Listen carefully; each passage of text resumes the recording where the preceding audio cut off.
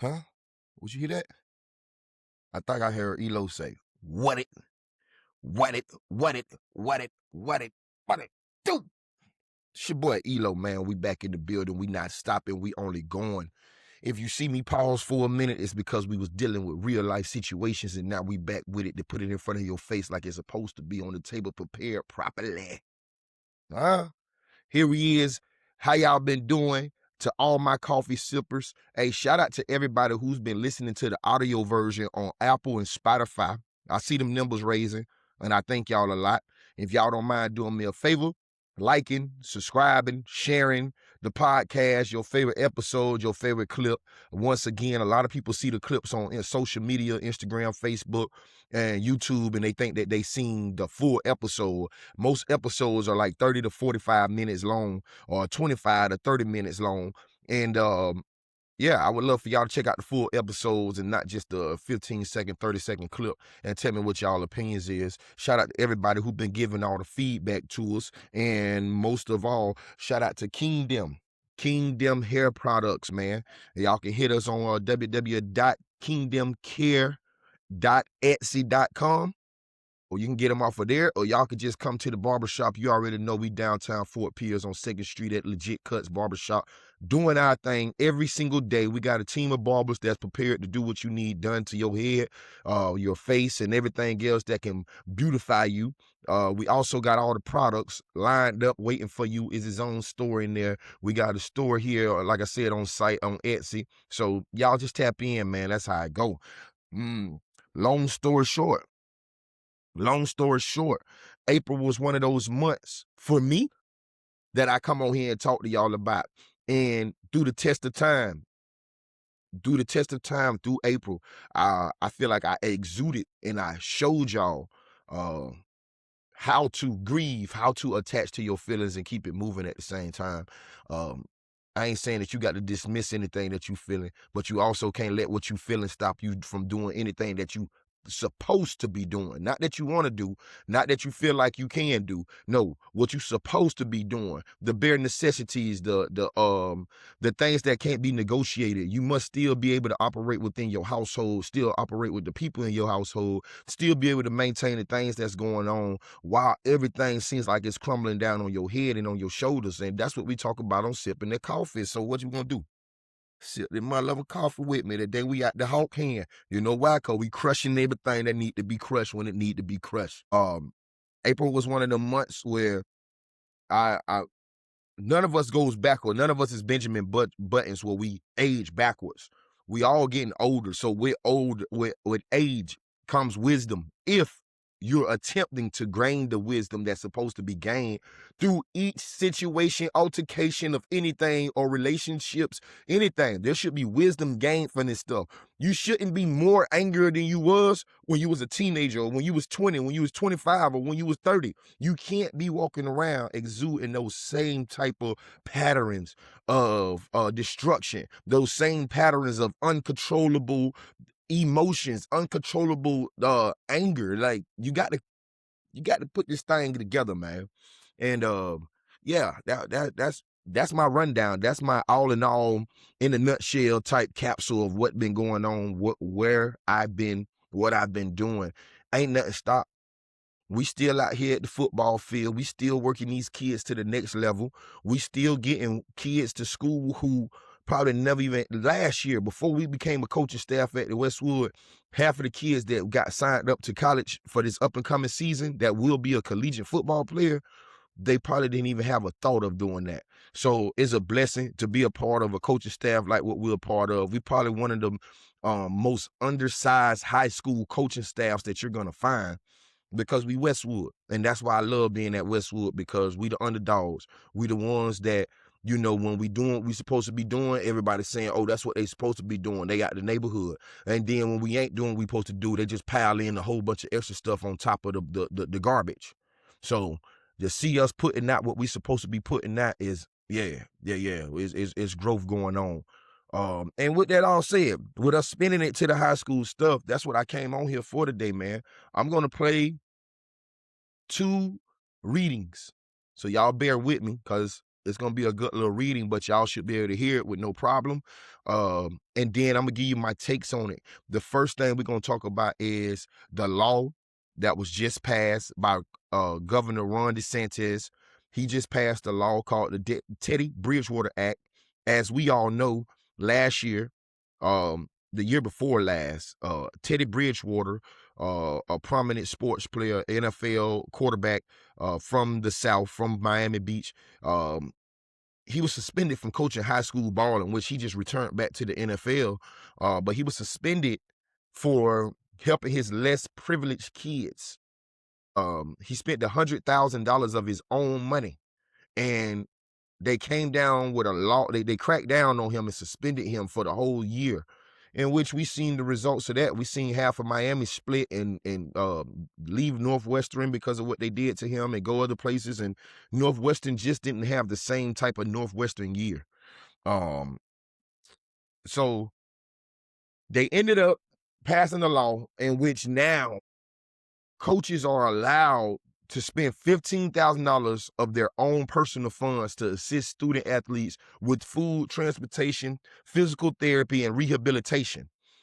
Yeah, that was all illegal at one point.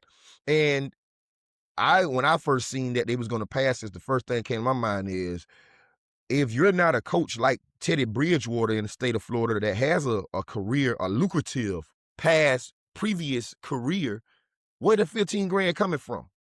Because in Florida, as we all know, the coaches don't make no money here. You got to go to Texas, Georgia, and California. You know, in Georgia, you got prominent coaches that's making almost $200,000 a year. In Florida, they may be making 50 grand. Maybe. And if we all understand the gas prices right now, the price of living right now, grocery prices right now, just your everyday different dealings in is at an all-time high. So if these coaches not even making money to suffice their everyday living, how are we gonna donate 15 grand to the kids on the team? That's when the other part of the law come in. That's when the other part of the law come in, and let's get to it. We're gonna let her talk her talk on here and tell y'all about the new law. And I'm gonna give you my spiel, and we're gonna start our day perfectly. Let's go. High school sports. Governor Ron DeSantis signed Senate Bill 538 into law. It is specifically designed to put the brakes on rampant athletic recruiting and the high school transfer portal culture that has exploded across the state over the last few years. The new law takes effect on July 1st, 2026. Here are the major changes that are going to alter high school football rosters overnight. 1. Stopping the serial transfer and school hopping. Under the old rules, a student could technically play football at one school, transfer, and immediately suit up for a basketball season at another school in the same year. The new rule, students are now strictly limited to playing sports for one school per school year. They cannot bounce around and play for multiple athletic programs in the same calendar year unless they meet very specific documented family hardships. 2. Eliminating the out-of-county non-traditional loophole. One of the biggest targets of this bill was how non-traditional students, homeschool, virtual school, and charter school students, were utilizing Florida's open enrollment laws to build out-of-county athletic super teams. The new rule, non-traditional student athletes must play sports for a school in the specific county where they physically reside. If a student lives in one county, they will no longer be allowed to cross county lines to play for an elite football program in an adjacent county, just for athletic reasons. The only exception is if their home district absolutely does not offer the sport. 3. Strict home address verification. Because some athletes have been caught using fake addresses to gain eligibility at specific powerhouse schools, the state is shifting the burden of proof. Athletic directors are now legally expected to strictly verify physical addresses for all non-traditional athletes. Schools caught using falsified addresses to sneak players onto the roster face heavy fines and lengthy postseason suspensions from the Florida High School Athletic Association, FHSAA. 4. What are the only automatic exceptions? The law provides exactly 4 valid reasons a player can transfer and still retain multi-school athletic eligibility in a single year. Military families, dependent children of active duty military personnel relocating due to official orders, foster care, relocation due to a foster care placement change, custody changes, a court-ordered change in custody due to divorce, separation, or the serious illness/death of a custodial parent, executive approval, a hardship case directly approved by the executive director of the FHSAA. To keep kids from getting stuck in administrative limbo, the FHSAA must hand down an eligibility determination within 14 days of a request. Also in the bill, booster funding for coaches. While the transfer rules are getting much tighter, the bill threw a massive bone to high school coaches to help stop the brain drain of talent leaving for states like Georgia. SB 538 officially allows booster clubs to legally supplement and boost high school coaches' salaries. This means schools with heavy community financial backing can now use private booster funds to pay their coaching staff higher stipends, bypassing tight school district budgets. Bingo. Bingo. Check me out, man. What they just said is a whole lot of beautiful stuff, man. Like, I'm going to start here at the bottom about the booster funding for coaches. That goes back to what I was just aligning with the Teddy Bridgewater, law. If the coaches are now able to go out and look and search for funding that can contribute to the 15 grand being delivered to these kids to help them with rehabilitation, transportation, meals, and all of this good stuff. With that being said, on this, Paul, let me shout out Downtown Sports Nutrition, because we have a sponsorship partnership with that company that simply keeps our kids loaded with all types of proteins, snacks, drinks, protein powders. We have every type of protein that you can think about at Westwood right now, and it's all coming from Downtown Sports Nutrition. So shout out to my boy Julio, shout out to my boy Mike, man. What y'all doing is a beautiful thing, and we thank y'all from the bottom of our hearts with that. I'm actually on my way to go holler at my girl Liz to go pick up another load today to drop off to the school. So with that being said, it's situations like that that we're able to do now to make sure that these kids are being developed and taught proper football nutrition, proper new football fundamentals, all of that good stuff, man. And with this stuff that they're just unfolded, that y'all just heard this get read to y'all, man, this takes football back to a portion of my time of playing sports. Like, let's go back to the top. That whole situation of transferring, man, this year, my son's a freshman this school year. June 2nd, it'll be the end of his freshman year. But this year was my first time being around high school sports, of understanding that this kid played football at, let's say, Westwood. He played basketball at Centennial, though. And then he ran track. No, he played basketball at Martin County. Then he ran track for Centennial. This was actually going on right now. A kid competed in 1 year for 3 different schools or 2 different schools. That's some of the most wildest stuff I've ever heard of in my life. And now is eliminated. Now, once you step on the field for a school, you got to finish at that school. When we was in school, it was like this here. If you transfer, you had to sit a year anyways. So most kids wasn't transferring to take that whole year off like that, because the only time you really want to miss a year of sports is if you injured or something, and you got to. So what they did, all in all, is they just eliminated a bunch of the BS that was going on. The whole out-of-county non-traditional loophole. What they was doing was these kids was doing virtual school. And in the virtual school, what they was doing was being able to play at any school anywhere. You could be in St. Lucie County doing virtual school, and then you go to Indian River County, you go to Martin County, you go to Broward County, and you're playing high school sports there. And that, to me, bro, it's just not original. It's just not tenfold, man. Y'all searching and everything. And come July 1st, when it starts, I believe we're going to see some powerhouse schools lose some players. Hold on, let me see something. Okay. I had to, post up real quick. But listen, you're gonna see some schools that's been, killing the game for the last couple of years. They're gonna have to find another way to rebound. They're gonna have to find a way to develop players. This is something that I feel like coaches have gotten away from. They're in the search for building these powerhouse teams, all the way to Little League. All the way to Little League, bro. All they do is stack these teams up with the most powerful talent that you can find. And then you go on this run with the players, with this team, and the coaches is taking all the credit like they did some real coaching or something.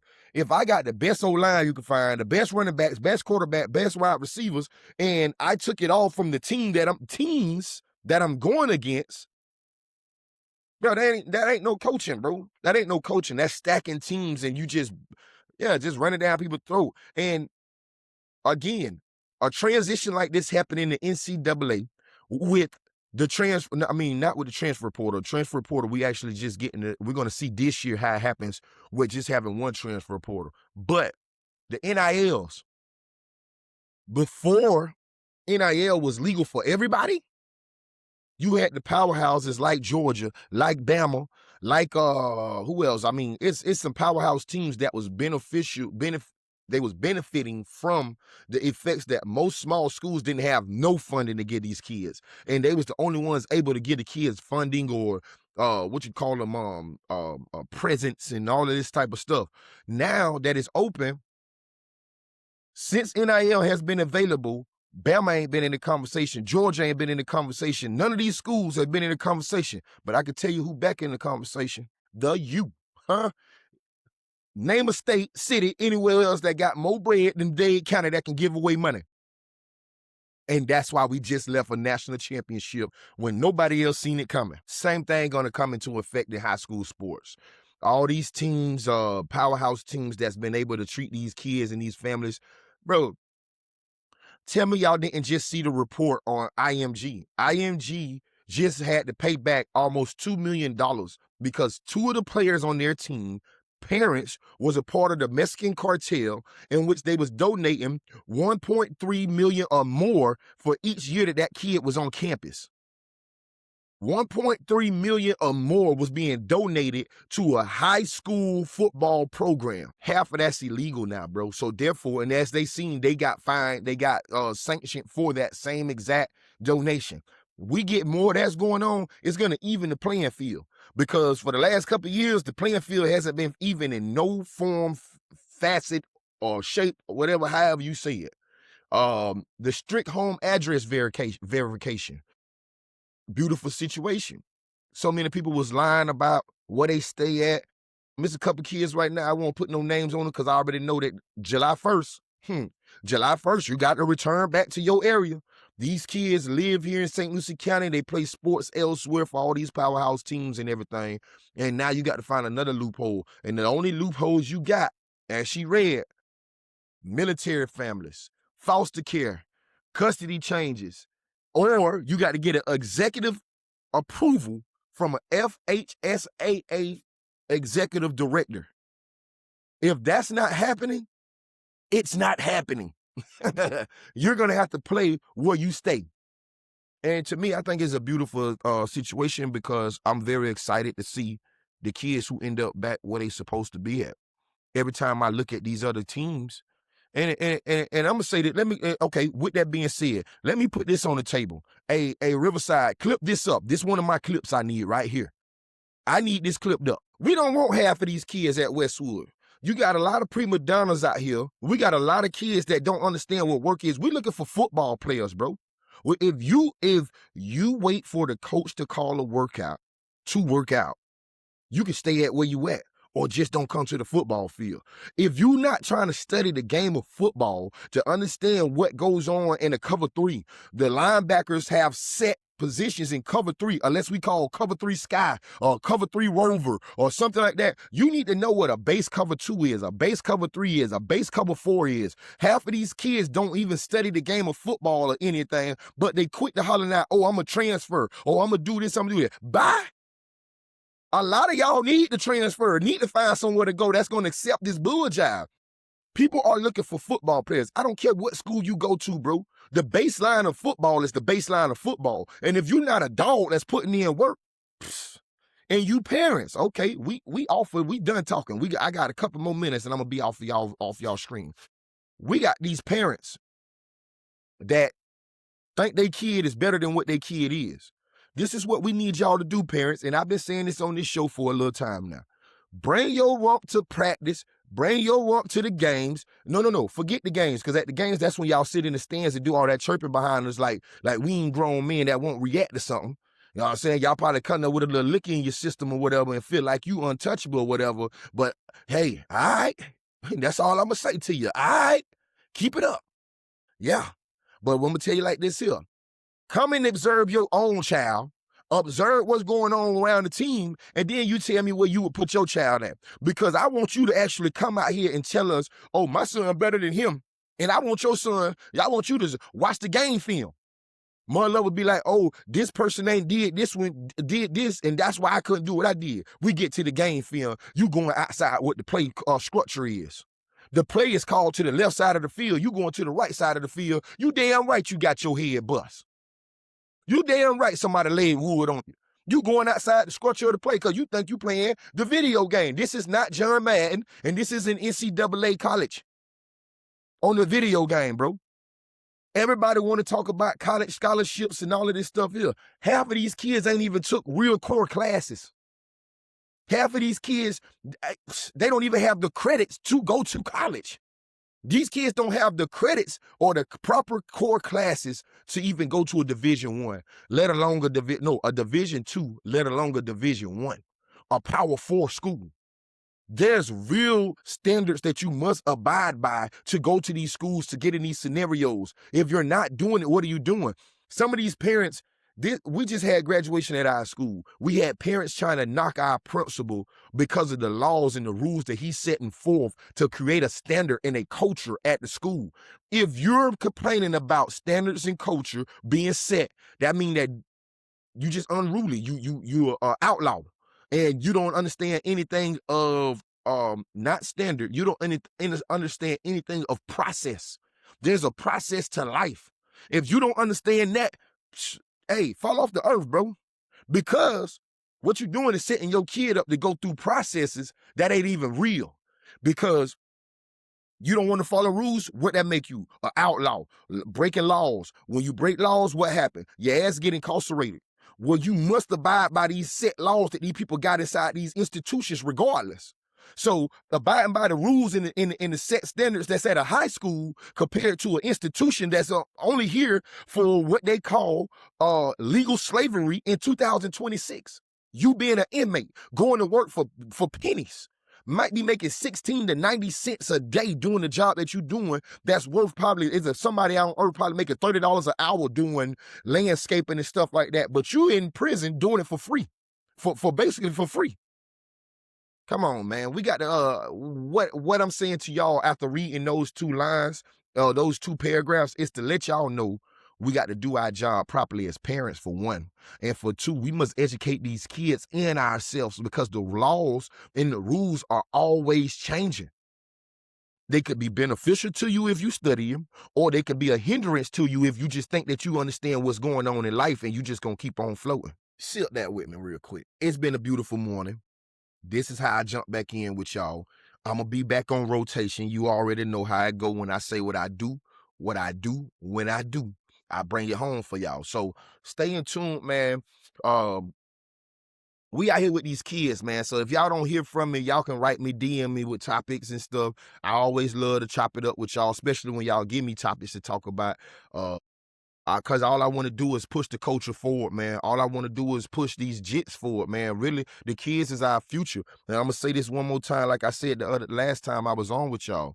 I look around into the society and the community right now, and I realize I know the judge. That judge went to Westwood with me. I know that detective. I know that FBI agent. I know the barber. I know the hairstylist. I know the mechanic. I know all them cats went to Westwood with me. The kids are the future. That's what that means. In the future, these kids will be the people that's leading and running the whole community, bro. So we must really teach them real life unless we want to keep on letting the community be drugged down into these fairy tale internet worlds. Hey, I'm one of them people that always say the internet can crash right now today. Let's do it. Like, get rid of it right now today. Hell, I'll be somewhere in the streets talking to y'all with a loud horn. Like, that's what type of timing we on. We gonna get the job done regardless. And that's what we got to get everybody mindset on, man. So like how we always do, man, what would I tell y'all, man? Put a smile on your face so you can put a smile on somebody else's face, and we can make the world a better place. And man, y'all just keep on pushing, keep doing what y'all need to do for you. so that you could be the best version of yourself for the people who need to become the best version of theyself, man. Major love, this your boy ELOOO, and I'm gonna tell you how I always tell you when I walking up out the door, man. One finger, two finger. Peace.